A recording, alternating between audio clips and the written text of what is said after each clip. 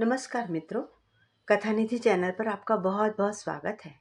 हमारी आज की कहानी सुधा चौहान जी की लिखी हुई कहानी है और कहानी का नाम है पलटवार।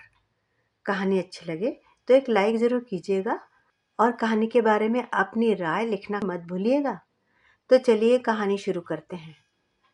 सीमा दीदी, शालिनी जाग गई है, उसके लिए भी कॉफ़ी बना दीजिए और नाश्ते में पास्ता बना देना।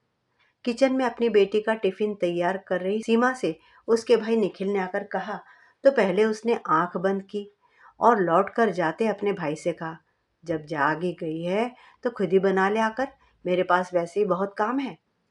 बहन का टकासा जवाब सुनकर निखिल पलट कर देखने लगा। आज तक तो उसने इस तरह कभी नहीं कहा था।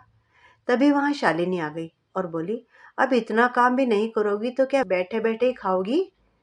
भाई ने जैसे ही कुछ कहना चाहा तो सीमा बोली, मैं शाम तक चली जाऊंगी, अपना बंदोबस्त कर लिया है मैंने। ये सुनकर तो निखिल के होश ही उड़ गए। कभी न बोलने वाली बहन आज ऐसा क्यों कह रही है? निखिल की शादी होने वाली थी और लड़की उसकी पसंद की थी। लड़की का नाम शालिनी था और वह भी कारपोरेट सेक्टर में काम करती थी। अच्छी खासी सैलरी पाने वाली शालिनी ने निखिल से पहले ही कह दिया था कि उसे खाना बनाना नहीं आता है और कोई उसे खाना बनाने के लिए ससुराल में बिल्कुल न कहे। निखिल की एक बहन थी, सीमा। उसकी शादी हो चुकी थी और घर में माँ भी थी। पिताजी का देहांत कुछ साल पहले ही एक गंभीर बीमारी के कारण हो गया था। निखिल ने जब शालिनी के बारे में घर में बताया था तो निखिल की माँ को शालिनी पसंद नहीं आई थी और वह इस शादी के लिए मान भी नहीं रही थी। निखिल को अपनी माँ को मनाने में कई दिन लग गए थे, लेकिन जब वह नहीं मानी तो उसने अपनी बड़ी बहन शालिनी को फोन करके बुलाया और कहा कि वह माँ को शालिनी के लिए मना ले, क्योंकि वह शालिनी से बहुत प्यार करता है, उसके बिना रह भी नहीं सकता है। शालिनी को सीमा पसंद आई थी और वह अपने भाई के लिए बहुत खुश भी थी। इसलिए उसने अपने भाई से वादा किया कि वो बिल्कुल चिंता न करे, माँ को वह जरूर मना लेगी। सीमा 1 महीने तक माँ को मनाने में लगी रही। वह रोज घर का काम निपटाकर माँ को फोन करके मनाती रहती और इस तरह आखिर निखिल की माँ को मानना ही पड़ गया। आखिर वे भी अपने बेटे की खुशी तो चाहती थी, इसलिए बेटे की खुशी में ही अपनी खुशी उन्होंने ढूंढ ली। शालिनी को जब यह पता चला तो वो भी खुश हो गई। अपनी माँ और बहन को लेकर निखिल शालिनी के घर गया और वहाँ शालिनी के परिवार ने भी निखिल को पसंद कर लिया। उस दिन उसके परिवार ने निखिल का तिलक किया और दोनों का रोका कर दिया गया। निखिल भी बहुत खुश था और अपनी शादी शालिनी से होने का सारा श्रेय वह अपनी दीदी सीमा को ही दे रहा था। उसने शालिनी से कहा भी, अगर दीदी माँ को नहीं मनाती ना तो ये शादी होना मुमकिन नहीं था और फिर मुझे सबके खिलाफ ही शादी करनी पड़ती जाकर। लेकिन अब अच्छा लग रहा है कि यह सबकी रजामंदी से हो रहा है। शालिनी ने भी सीमा को थैंक्स बोला और उससे खूब बातें की। 3 महीने के बाद ही शादी थी, ज़्यादा समय बाकी नहीं बचा था। सीमा की माँ ने अपनी बेटी को फ़ोन कर दिया कि बेटी तुम घर जल्दी आ जाना, आखिर तुम्हारे भाई की शादी है, इतनी सारी तैयारियां मैं कोई अकेले थोड़े ना कर पाऊंगी। लेकिन उस दिन फ़ोन पर माँ सीमा की आवाज़ सुनकर परेशान हो गई, क्योंकि सीमा की आवाज़ बड़ी रुआंसी लग रही थी। सीमा ने जो कहा वो सुनकर तो उसकी माँ का दिल बैठ गया और वह घबरा कर पूछने लगी कि बेटी आखिर बात क्या हुई है? तेरी आवाज़ से तो लग रहा है कि कुछ ठीक नहीं है। उस दिन सीमा ने माँ को बताया कि उसके पति कुछ काम नहीं करते हैं, यहाँ तक कि उन्हें बच्चों की भी फिक्र नहीं है। अब वह अपने लिए कोई काम तलाश रही है जिससे कि वह अपने बच्चे को पाल सके। अब तो मकान मालिक ने भी घर को खाली करने को कह दिया है, क्योंकि कई महीने से उसका किराया जो नहीं दिया गया है। सीमा की माँ ने इतनी सारी बातें अपनी बेटी से सुनी तो उन्हें रोना आ गया, क्योंकि उनकी बेटी ने आज तक उन्हें कुछ बताया नहीं था और आज जाकर सब पता चल रहा है कि वह ससुराल में कितनी परेशान है। सीमा के और उसके पति के बीच में विवाद बढ़ता ही जा रहा था, क्योंकि उसका पति कोई काम करना चाहता नहीं था। चाहता था कि सीमा काम करे और वह घर में बैठकर आराम से रोटी तोड़े। घर पर कर्जेदारों की इतनी लाइन लगी हुई थी कि एक दिन उसे बच्चे को लेकर अपनी माँ के घर ही चले आना पड़ा। बेटे की शादी होने को थी और बेटी ससुराल छोड़कर मायके में आ गई थी। बेटे की शादी की खुशी से ज्यादा अब माँ को बेटी का गम सता रहा था। निखिल ने अपनी दीदी को बहुत समझाया, लेकिन सीमा ने साफ साफ कह दिया कि अगर बच्चा उसे ही पालना है तो फिर वह अकेले रहकर ही क्यों न उसे पाल ले। इस इंसान के साथ रहकर अत्याचार सहकर और काम करके उसे पालने की क्या जरूरत है। घर आने के बाद सीमा ने माँ को बहुत सारी बातें बताई कि उसने पति का कितना जुल्म सहा है। इसके बाद उसकी माँ ने भी फैसला कर लिया कि अब चाहे कुछ भी हो जाए, लेकिन वे अपनी बेटी को ससुराल में और ज़्यादा अत्याचार सहने के लिए भेजेगी नहीं। लेकिन निखिल ने अभी तक ये बात शालिनी को नहीं बताई थी और शालिनी को यही लग रहा था कि दीदी कुछ दिन के लिए शादी की तैयारियां करने के लिए आई हुई है। सीमा ने अपना दुख भूलकर माँ के साथ हाथ बटाकर भाई की शादी की सारी तैयारियां करना शुरू कर दिया। जब शालिनी शादी होकर घर आई तब निखिल ने उसे सारी बात बताई कि अब सीमा दीदी कभी ससुराल नहीं जाएंगी और उनका बेटा अब अपने साथ ही रहेगा। ये बात सुनकर शालिनी बोली, ये क्या कह रहे हो तुम? क्या यह जीवन भर हमारे साथ रहेंगे दोनों? दो लोगों का खर्चा क्या हम दोनों ही जीवन भर उठाएंगे? निखिल ने उसे समझाना चाहा, तुम चिंता मत करो, हम दीदी को दूसरी शादी करने के लिए मना लेंगे और फिर उनकी बेटी भी तो उनके साथ ही चली जाएगी। इस तरह सब लोग साथ रहने लगे। शालिनी बस इस बात का इंतजार कर रही थी कि कब सीमा की शादी हो और वो इस घर से चली जाए। शालिनी को घर के काम करने का कोई शौक नहीं था, यहाँ तक कि वह एक कप चाय भी नहीं बनाती थी। और ये बात तो उसने निखिल से शादी से पहले ही साफ साफ बता दी थी।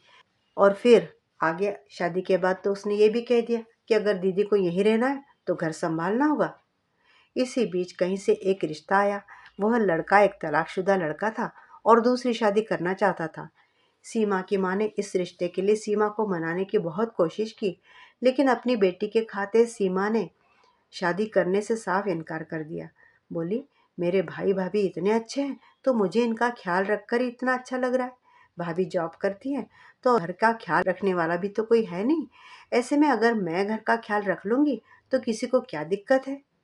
माँ ने उसे समझाया भी, बेटी सीमा, भाभी का मन कल को बदल भी सकता है और फिर अपना घर अपना रहता है। भाई भाभी के परिवार में तुम कब तक रहोगी? समय रहते तुम भी अपना घर बसा लो, इससे तुम्हारी बच्ची को भी बाप का प्यार मिल जाएगा। लेकिन सीमा किसी भी तरह दूसरी शादी के लिए तैयार नहीं हुई। उधर शालिनी को जब यह बात पता चली तो वह निखिल पर बरस पड़ी। तुम्हारी बहन को तो हराम का खाना और हराम की दौलत दिखाई दे रही है। घर के दो चार काम करके बढ़िया पकवान खाने को मिलते, इन्हें भला ससुराल में क्यों जाने को अच्छा लगेगा? तभी तो यह शादी करना और कहीं जाना चाहती नहीं है। निखिल ने शालिनी को कहा, शालिनी, अगर दीदी यहाँ से चली गई तो तुम ही बताओ, क्या तुम घर के सारे काम अकेले कर पाओगी? फिर हमें एक नौकर रखना पड़ेगा। तुम तो एक भी काम नहीं करती हो। पति की बात सुनकर शालिनी कुछ देर के लिए सोच में पड़ गई। फिर बोली, वैसे तुम सही कह रहे हो, नौकर का पैसा तो हमें दीदी और उनकी बच्ची के खर्चे से कुछ ज़्यादा ही देना पड़ेगा। अच्छा तो ये है, नौकर थोड़े ही फुल टाइम काम करेगा। लेकिन सोच लो निखिल, अगर उन्होंने किसी भी काम के लिए मना किया तो मुझसे बुरा कोई नहीं होगा। निखिल ने एक तरीके से शालिनी को समझाया था, लेकिन उसका तरीका गलत था। अब शालिनी ने अपनी ननद का फायदा उठाना शुरू कर दिया। शालिनी के मन में क्या चल रहा था यह उसकी सास और ननद दोनों ही नहीं जानती थी। शालिनी जॉब के लिए निकलने से पहले सीमा को दिन भर के ढेर सारे काम बताकर जाती थी। सीमा अपनी बेटी और माँ के साथ साथ वे सारे काम भी खत्म करती थी। जब शालिनी घर को आती तो वह नाक पर गुस्सा रखे ही घर में घुसा करती। अगर उसे टेबल पर एक गिलास भी रखा हुआ नजर आ जाता तो वह बड़बड़ाने लगती। पता नहीं सारे दिन इस घर में क्या होता है, सब जगह डस्ट जमी हुई है, हमारे नौकरी पर जाने का फायदा उठाया जाता है।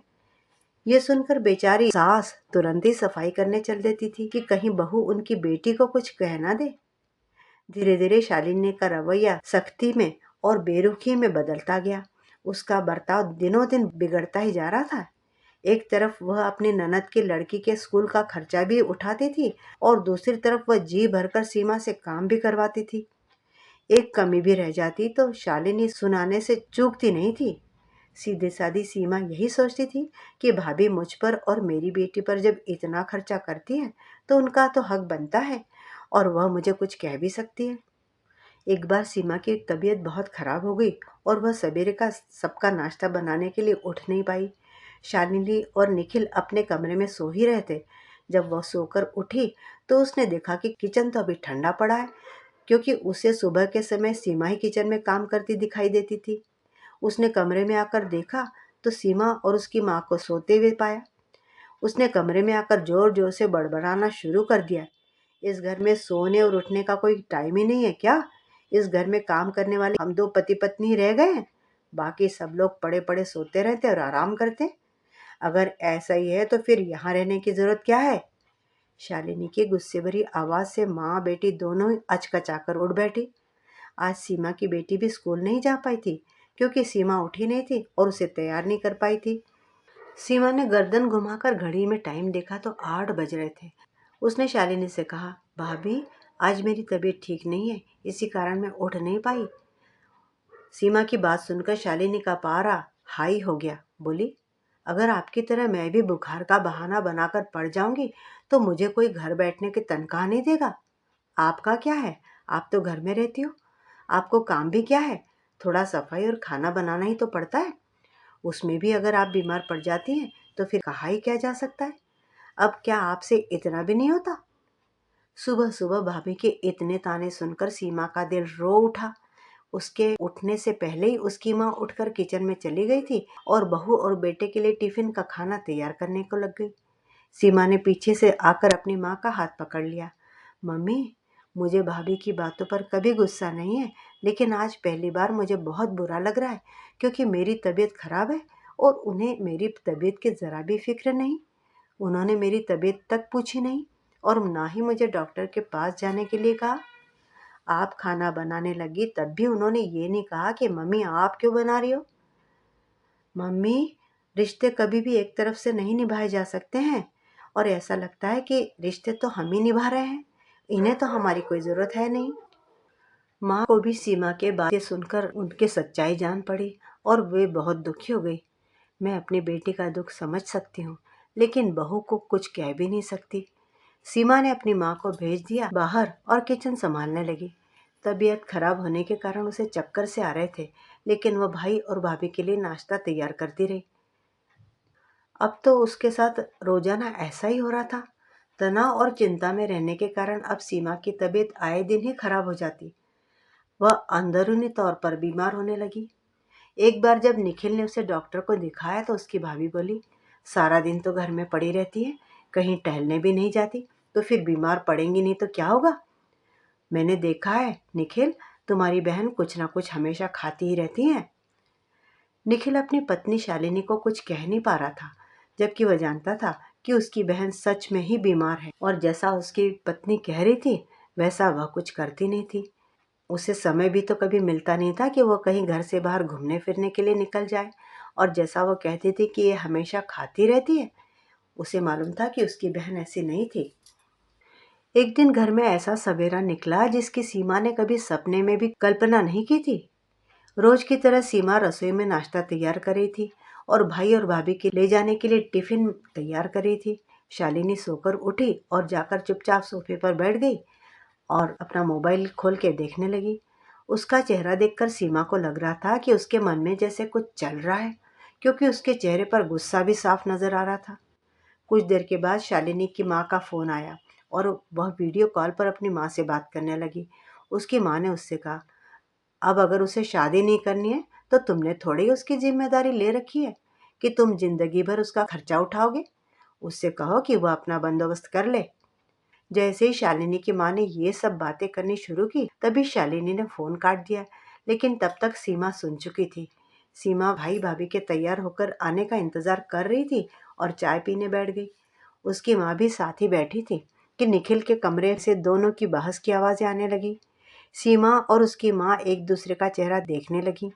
वे दोनों सुनने की कोशिश कर रही थी कि आखिर पति पत्नी के बीच किस बात को लेकर बहस चल रही है। तभी शालिनी अपने कमरे का दरवाज़ा खोलकर बाहर आई और अपनी सास से बोली, माँ जी, या तो आप लोग दोनों कहीं अलग रहने लग जाइए या फिर मैं ही इस घर से चली जाती हूँ। और आप लोग तो क्या ही जाओगे, मैं ही चली जाती हूँ, क्योंकि ये तो आपके बेटे का घर है। निखिल, जब ये लोग चले जाए तो मुझे बता देना, तब मैं आ जाऊंगी इस घर में।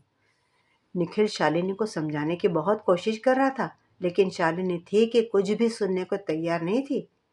निखिल शालिनी को रोकना चाह रहा था, लेकिन वह नहीं रुकी। शालिनी ने जल्दी जल्दी अपना बैग संभाला और मायके निकल गई। निखिल चेहरे पर हाथ रखकर सोफे पर धम्म से बैठ गया।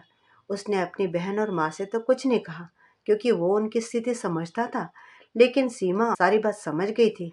उसने निखिल से कहा, भैया मुझे पता है शालिनी अपने घर से क्यों गई है। मैं जानती हूँ उसे मेरा यहाँ रहना बुरा लग रहा है। दीदी मेरा तो पहले ही दिमाग खराब है और दिमाग तुम खराब मत करो। मैंने आपको पहले भी कई बार समझाया है, लेकिन आपको मेरी बात कभी समझ में ही नहीं आई। आपको क्या फर्क पड़ता है, मेरा तो घर बिगड़ रहा है ना। सीमा अपने भाई से इस तरह की बात सुनकर उसका चेहरा देखती ही रह गई। उसने नहीं कभी सोचा था कि उसका भाई निखिल भी कभी उससे ऐसी बातें करेगा। उसने तो कहा था कि दीदी हमारा तो छोटा सा परिवार है, उसमें आप भी रहोगी तो फिर क्या दिक्कत है, बल्कि आप तो शालिनी की मदद ही करोगी, उसे काम ही क्या आता है। फिर आज इस निखिल को भी क्या दिक्कत हो गई, क्यों यह अपनी पत्नी को समझा नहीं पा रहा है। निखिल उठकर अपने ऑफिस के लिए तैयार होने लग गया था। माँ ने कई बार नाश्ता करने के लिए उसे कहा, लेकिन निखिल ने साफ मना कर दिया। उसने माँ और दीदी की तरफ देखकर कहा, मैं ऑफिस जा रहा हूँ, आप लोग चैन से रहो यहाँ। निखिल की माँ अपने बेटे की बात सुनकर बहुत दुखित हो रही थी। उन्हें समझ में ही नहीं आ रहा था कि बहू को कैसे समझाए, बेटे को कैसे समझाए और बेटी को कहाँ भेज दे। बेटी की शादी होना क्या इतना आसान था? क्या कोई भी लड़का मिल जाए तो उससे उसकी शादी कर दी जाए? बेटी की भी तो खुद की एक बेटी थी, लेकिन आज इस कारण उस उनके बेटे की गृहस्थी में दरार पड़ गई थी। उसकी पत्नी अपने मायके निकल गई थी। वे यह सोचकर रोने लगी। उन्हें समझ में ही नहीं आ रहा था कि ये क्या हो रहा है। वह भगवान को क्या मुंह दिखाएंगी कि मैं अपने परिवार को नहीं संभाल पाई। सीमा कब से सोफे पर बैठी बैठी रो रही थी और उसकी बेटी उसे बार बार पूछ रही थी, माँ क्या हो गया है। वह भला अपनी मासूम बच्ची को कैसे बताती कि उसकी फेवरेट मामी ने आज क्या किया है। सीमा की माँ आखिर दुखी होकर जाकर बिस्तर पर लेट गई और सीमा सोफे पर बैठी इस समस्या के हल के बारे में सोच रही थी कि भाभी को वापस घर में कैसे बुलाया जाए। कुछ देर में ही उसने अपना बैग पैक किया और बेटी का हाथ पकड़कर घर से बाहर निकल गई। रास्ते में निखिल को उसने फ़ोन कर दिया और बोली, शालिनी भाभी से कह देना कि मैं चली गई हूँ, अब वह घर आ सकती है। इतना कहकर सीमा ने फ़ोन काट भी दिया। निखिल की उसने कोई बात नहीं सुनी। इसके बाद निखिल के बार बार कॉल करने पर भी उसने फ़ोन उठाया नहीं। निखिल सीमा की बात सुनकर उसके लिए परेशान भी हो गया और दुखी भी हो गया।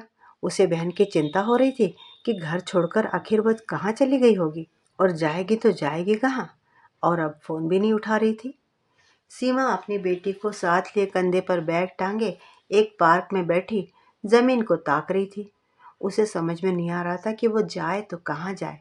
जब भाई ही भाई नहीं रहा तो फिर किसी रिश्तेदार के घर कैसे जा सकती है। उसे समझ में नहीं आ रहा था कि किसे दोष दे, जब उसने शादी करने को मना कर दिया था, या फिर इस फैसले को दोष दे जब उसने भाई की गृहस्थी की जिम्मेदारी उठाने को ठान लिया था, या फिर इस बात को दोष दे कि उसने अपने पति के अत्याचार सहने से मना कर दिया था। आखिर वह तो अपने भाई के परिवार की मदद ही कर रही थी। शालिनी जिस तरह की है वह तो कभी भाई को ढंग का खाना बनाकर दे सकने वाली नहीं थी। ऐसे में अगर वह अपने उन दोनों को अच्छा खाना बनाकर खिला रही थी, घर को संभाल रही थी पूरी तरह से, तो इसमें क्या बुराई थी। लेकिन आज वह समझ गई थी कि आज के दौर में अपनों से ज़्यादा लोगों को नौकर की ज़रूरत होती है। लोग नौकर को बेहिचक पैसा दे देते हैं, लेकिन अपने परिवार वालों को साथ रखने में, उनको सहन करने में वे हिचकते हैं। वे उन्हें सहन नहीं कर सकते। भाभी का दिल दुख रहा है, जबकि सीमा जैसी ननंद शालिनी को ढूंढने से भी नहीं मिलती, जो पूरे घर की जिम्मेदारी उठाई थी और ताने सुनकर भी उफ नहीं करती थी। सीमा रोती हुई पार्क में ही बैठी रही और सामने उसकी बच्ची दूसरे बच्चों के साथ खेलती रही। उधर उसको घर में न पाकर माँ के हाथ पैर फूल गए। वह कांपने लगी और रोते रोते निखिल को फ़ोन करके बोली, बेटा उसे जाकर ढूंढ, वो जाने कहाँ चली गई है। यहाँ तो आसपास में रिश्तेदार भी कोई नहीं है अपने, और मुझे पता है कि वो किसी के भी घर जाएगी नहीं। निखिल माँ की बात समझ रहा था, परेशान हो रहा था। उसे समझ में नहीं आ रहा था कि अगर बहन को वापस ले आता है तो पत्नी घर पे वापस नहीं आएगी, बहन को छोड़ देता है तो खुद को वह अपने को कभी माफ़ नहीं कर पाएगा। निखिल की आंखों से बेबसी में आंसू निकलने लगे थे। दीदी के बारे में सोच सोच कर उसका दिल घबराहट के मारे जोर जोर से धड़कने लगा था। निखिल अपनी टेबल पर बैठा आंखों को बंद किए सोच रहा था कि अब करे तो क्या करे। इतने में ही उसके पास शालिनी का फोन आया। बोली, मैं घर आ गई हूँ और तुम भी जल्दी से घर आ जाओ। निखिल ऑफिस का सारा काम छोड़कर मैनेजर से बात करके घर पहुंच गया। दीदी अभी तक घर नहीं आई थी। उसने जब शालिनी से कहा तो उसने कहा, तुम्हें अपनी बहन की चिंता ज़्यादा हो रही है? अगर उसे यहाँ रहना है तो जितना खर्चा हम उस पर करते हैं काम करके वह अब सब उसे अदा करना पड़ेगा। आखिर हम भी तो मेहनत से कमाते हैं और हमारी भी अपनी लाइफ है। नौकर पर भी खर्च किया जाए तो उससे काम की उम्मीद की जाती है और फिर नौकर कोई 24 घंटे सर पर सवार नहीं रहता। तुम अपनी दीदी को लेकर तो आ जाओ, लेकिन उनसे कह देना कि अगर आप कभी अपनी जुबान खोलोगी तो मुझसे बुरा कोई नहीं होगा। बहू की ये बात सुनते निखिल की माँ ने उससे कहा, बेटा कुछ भी कर लेकिन सीमा को ढूंढ कर ले आ। पता नहीं मेरी बच्ची अपनी बच्ची के साथ कहाँ होगी। निखिल तुरंत ही घर से बाहर निकल गया और सीमा को जहाँ तहाँ ढूंढने लगा। काफ़ी देर तक ढूंढने के बाद उसे उस पार्क का ख्याल आया जहाँ सीमा कभी कभी अपनी बेटी को घुमाने या खिलाने ले जाती थी। उसने वहाँ जाकर देखा तो सीमा उसे वहाँ बैठी नजर आई। उसने सीमा को घर चलने के लिए कहा तो सीमा बोली, अगर मैं चलती हूँ तो तुम्हारी बीवी घर पर नहीं आएगी, पर मैं तुम्हारा घर नहीं तोड़ सकती, इसलिए मैं तुम्हारे घर नहीं आऊँगी। दीदी मुझे शालिनी ने नहीं भेजा है, तुम चिंता मत करो, घर आ गई है वो। भाई की बात सुनकर सीमा थोड़ी देर तक तो चुपचाप बैठी रही, लेकिन भाई की बात पर भरोसा करके वह उसके साथ घर चली आई, क्योंकि उसे भी तो अपने माँ की फिक्र हो रही थी। घर आकर उसने देखा कि शालिनी तो अपने कमरे में जाकर आराम कर रही थी, इसलिए उसका सामना शालिनी से नहीं हुआ। घर पर आने के बाद कुछ देर बाद सीमा बिस्तर पर लेटी रही और फिर उठकर घर के कामों में लग गई। निखिल कुछ देर के लिए घर से बाहर चला गया। तब सीमा को शालिनी के कमरे से आती हुई कुछ आवाजें सुनाई दी। मुझे क्या पता था कि शादी के बाद ऐसा हो जाएगा। मैंने तो अकेला लड़का देखकर शादी की थी। मुझे नहीं मालूम था कि निखिल की बहन कभी वापस ही नहीं जाएगी। अगर मुझे पता होता तो मैं निखिल से कभी शादी नहीं करती माँ। शालिनी की ये बात सुनकर सीमा को अपने भाई पर गुस्सा आने लगा। उसे समझ में आ गया कि निखिल ने शालिनी से झूठ बोलकर उससे शादी की थी और सीमा से झूठ बोलकर उसे मनाया था घर आने के लिए। उस रात शालिनी ने अपने कमरे में ही खाना खाया। वह खाना लेने तक के लिए किचन में नहीं आई और उसने निखिल को ही खाना लाने के लिए भेजा था। निखिल ने आकर सीमा से कहा, शालिनी की तबीयत खराब है और वह अपने कमरे में ही खाना खाना चाहती है। सीमा सब कुछ समझ रही थी और उसे फिर से अपने फैसले पर दुख हो रहा था। सोच रही थी कि उसे इस घर में वापस नहीं आना चाहिए था। उस रात वह सो ही नहीं पाई। रात भर अपने जीवन के बारे में सोचती रही। अब उसे अपनी बेटी की भी फिक्र हो रही थी कि अगर वह उसे यहाँ से ले जाती है तो वह उसको अकेले कैसे पालेगी। सारी रात सोचने में ही निकल गई। उसकी माँ ने भी रात में कई बार उसे जागते हुए देखा और उसका दुख समझते हुए आंखों से आंसू बहाती रही, लेकिन उन्हें पता नहीं था कि सीमा के दिमाग में क्या कुछ चल रहा है। सीमा दीदी, शालिनी जाग गई है, उसके लिए भी कॉफी बना दे और नाश्ते में पास्ता बना देना। किचन में अपनी बेटी का टिफिन तैयार करी सीमा से उसके भाई निखिल ने जब जाकर कहा तो पहले तो उसने एक क्षण के लिए आंखें बंद कर ली और फिर अपने भाई से बोली, निखिल, जब तेरी बीवी जाग ही गई है तो उससे कहना आकर खुद बना ले, मेरे पास और भी बहुत सारे काम हैं। बहन का टकासा जवाब सुनकर निखिल पलटकर उस बहन का मुंह देखने लग गया। आज तक तो दीदी ने उसे इस तरह कभी नहीं कहा था। तभी वहां शालिनी आ गई और बोली, अब इतना काम भी नहीं हो गया तुमसे तो क्या बैठे बैठे ही खाओगी। भाई ने जैसे कुछ कहना चाहा तो सीमा बोली, निखिल, मैं कल शाम तक यहाँ से चली जाऊंगी, अपना बंदोबस्त कर लिया है मैंने। ये सुनकर तो निखिल के भी होश उड़ गए। कभी न बोलने वाली बहन आज ऐसा क्यों कह रही है। सीमा ने उसी वक्त किचन का काम करना छोड़ा और अपनी अलमारी से कपड़े निकालकर अपने बैग में रखे और फिर अपनी माँ के पास आकर माँ के चरण स्पर्श किए। जब वह घर से बाहर जाने लगी बैग लेकर तो निखिल ने टोका, दीदी ऐसे क्यों जा रही हो और सुबह सुबह ऐसी क्या बात हो गई है। सीमा ने सोच लिया था कि अब वह और नहीं सहेगी। उसने जीवन में पहले ही बहुत कुछ सहा था। पति के इतने अत्याचार सहना आसान नहीं था। तो उसने निखिल से कहा, भाई अब तुम अपनी गृहस्थी खुद ही संभालो। वैसे भी शालिनी को मेरे यहाँ रहना तो पसंद है नहीं, अब तुम्हारे सारे काम यही करेगी। मैं जानती हूँ तुम लोग तो नौकर रख सकते हो, लेकिन बहन को नहीं रख सकते हो। बहन की 2 रोटी भी तो तुम्हें मुश्किल लगती है। इतना कहकर सीमा ने अपनी बेटी का हाथ पकड़ा और गेट तक पहुंच गई। तभी उसे पीछे से निखिल की जोर से चिल्लाने की आवाज़ आई, शालिनी, आज मैं चुप नहीं रहूँगा। मैं तुमसे कुछ उम्मीद रखता हूँ, लेकिन तुम बताओ, क्या तुमने मेरी किसी भी एक उम्मीद को पूरा किया है? घर गृहस्थी तो तुम जानती नहीं कि क्या होती है। तुम्हें तो घर में नौकर रखकर काम करवाना आता है। जब वही सारे काम दीदी कर रही थी तो तुम्हें बुरा लग रहा था और तुम उसे घर से निकाल देना चाहती थी। तो फिर ऐसी पत्नी की मुझे भी कोई जरूरत नहीं है। तभी निखिल की माँ आगे आ गई, बोली, बेटा तू पागल हो गया क्या? अपनी पत्नी से इस तरह से बात कर रहा है? अगर उसको समझ नहीं है तो तुझे समझना चाहिए बेटा। निखिल ने माँ की बात सुनकर शालिनी से कहा, शालिनी, माँ की बात सुनकर भी तुम्हें शर्म नहीं आ रही? ये वही लोग हैं जो तुम्हें घर में एक काम भी नहीं करने देते हैं, लेकिन तुम्हें ये लोग बिल्कुल भी नहीं सुहाते।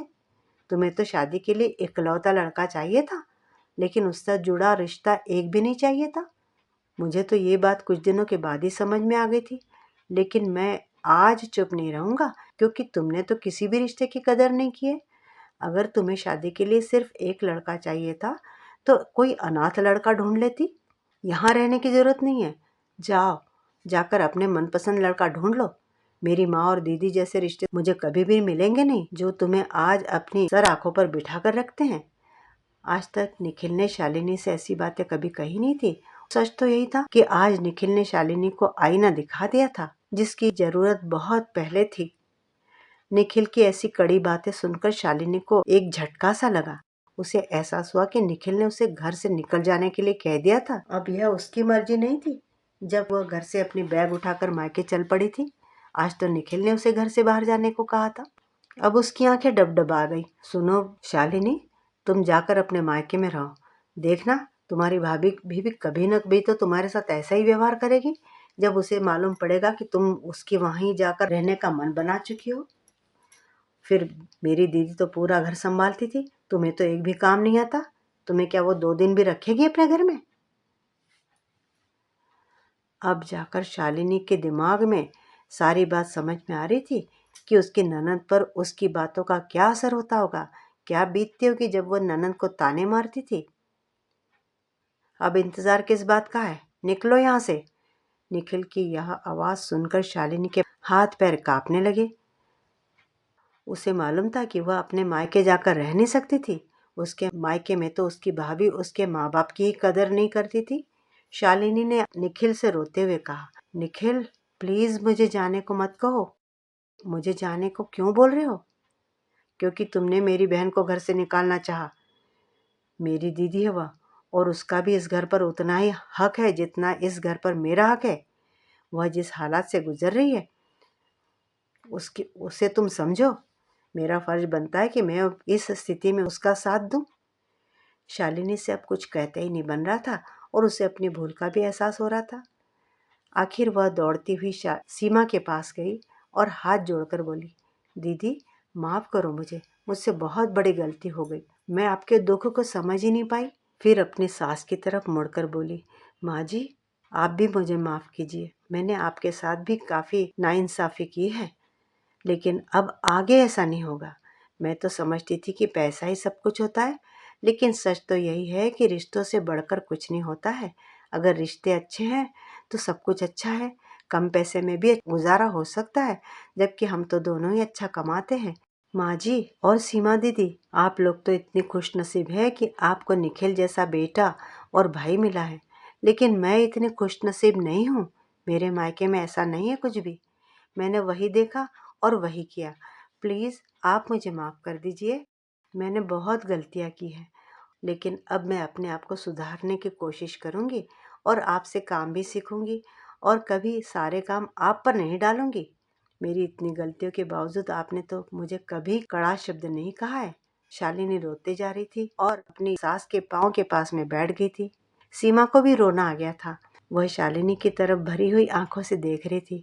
आखिर उसने शालिनी के पास जाकर शालिनी को उठाकर गले से लगा लिया। बोली, तुम्हारी शादी के वक्त मैंने निखिल से कहा था कि यह मेरी भाभी नहीं बल्कि छोटी बहन होगी, और मैं तुम्हें वही मानती हूँ आज भी। मैं तुम्हें उतना ही प्यार करती हूँ, इसीलिए तो मैंने तुम्हें कभी कुछ नहीं कहा और तुम्हारी सारी गलतियों को अनदेखा करती रही, यही सोचकर कि तुम धीरे धीरे सब समझ जाओगी। निखिल की माँ ननंद और भाभी की बातें सुनते हुए अपनी आंखों के आंसू पोंछ रही थी। फिर उन्होंने निखिल को अपने पास बुलाकर उसे गले लगा लिया। आज अगर निखिल शालिनी को आईना नहीं दिखाता तो शालिनी अपनी भूल का एहसास कर ही नहीं पाती और सीमा का अपमान करती ही जाती। मित्रों, अभी आप सुन रहे थे सुधा चौहान की लिखी कहानी पलटवार। उम्मीद करती हूँ कि कहानी अच्छी लगी होगी। कहानी अच्छी लगी हो तो एक लाइक ज़रूर कीजिएगा। कहानी के बारे में अपनी राय भी ज़रूर कमेंट बॉक्स में लिखिएगा और चैनल पर नए हैं तो चैनल को सब्सक्राइब भी ज़रूर कर लीजिएगा।